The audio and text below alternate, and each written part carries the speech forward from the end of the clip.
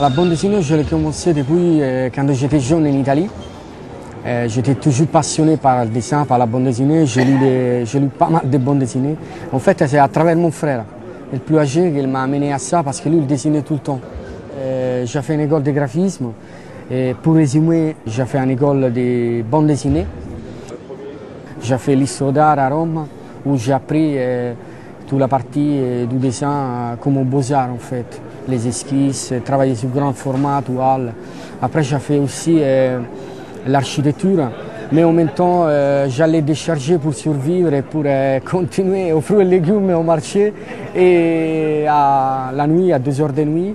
Et dès que j'ai terminé, je me changeais vite, j'allais à l'histoire d'art à dessiner parce que j'ai retrouvé mon monde et mes rêves en fait.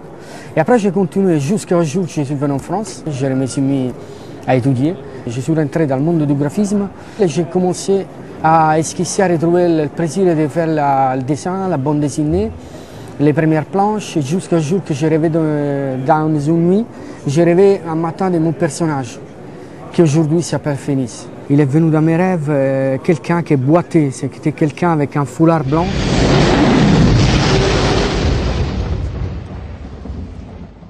J'ai commencé à esquisser, c'est au bout d'une dizaine, 15 jours, que j'ai commencé à dire oui, ça peut aller ce visage. Un jour qu'on a rencontré une maison d'édition, qu'il a cru dans le projet, il nous a fait le numéro 0 en version couleur.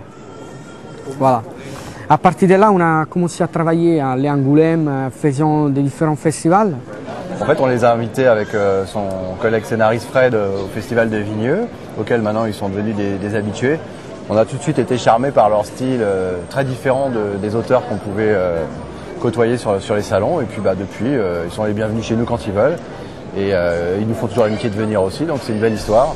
En plus, il nous réalise des fresques pendant le festival, comme il a pu faire aussi ici. C'est toujours à la fois une animation et puis c'est toujours très impressionnant aussi pour les gens comme ça qui ne connaissent pas forcément. Donc, et puis Virginio est quelqu'un de très enthousiaste, alors forcément en plus avec ses racines italiennes, ça met un côté chaleureux aussi qui est très appréciable. Donc tout ça mélangé fait qu'on est ravis de le rencontrer chaque année.